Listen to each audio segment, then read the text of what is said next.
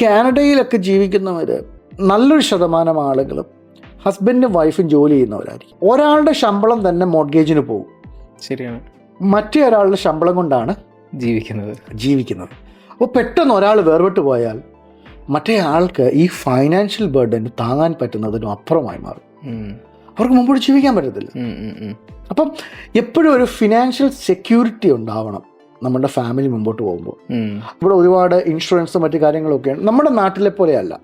നമ്മുടെ നാട്ടിൽ ഇപ്പോൾ ഒത്തിരി ഇൻഷുറൻസും കാര്യങ്ങളും ഒക്കെ ഉണ്ട്. ഇവിടെ insurance is A needed thing. നമ്മുടെ കാറിന് ഇൻഷുറൻസ് വേണം, വീടിന് ഇൻഷുറൻസ് വേണം, നമ്മളുടെ മൊബൈലിന് പോലും നമ്മൾ ഇൻഷുറൻസ് എടുക്കാറുണ്ട്.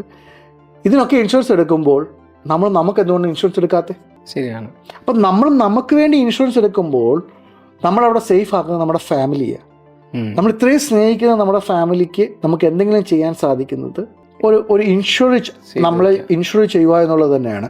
എല്ലാവരുടെ ശ്രദ്ധയ്ക്ക് ഞാനൊരു ഇൻഷുറൻസ് ഏജൻ്റ് അല്ല, ബട്ട് ഇപ്പോൾ ഇത് പറയാനൊരു റീസെൻ്റ് ആയിട്ടുള്ള കാരണം എന്ന് പറഞ്ഞാൽ കാനഡയിലെ US പല രാജ്യങ്ങളിലും പലരും മരണപ്പെട്ട് കഴിയുമ്പോൾ അവരുടെ ഫാമിലി സ്ട്രഗിൾ ചെയ്യുന്നത് ഒരുപാട് നമ്മൾ കണ്ടിട്ടുണ്ട്.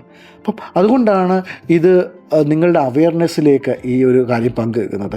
ദയവായിട്ട് നിങ്ങളിത് കാണുമ്പോൾ ഇത് നിങ്ങളുടെ സുഹൃത്തുക്കൾക്ക് ദയവായിട്ട് ഇത് ഷെയർ ചെയ്യണം. കാരണം this is something very important. ഇവിടെയൊക്കെ ജീവിക്കുമ്പോൾ ഇതില്ലാതെ നമ്മൾ മുമ്പോട്ട് പോയാൽ നമ്മുടെ ഫാമിലി ചിലപ്പം ഭയങ്കര വലിയ ട്രബിളിലേക്ക് അവർ പോയേക്കാം.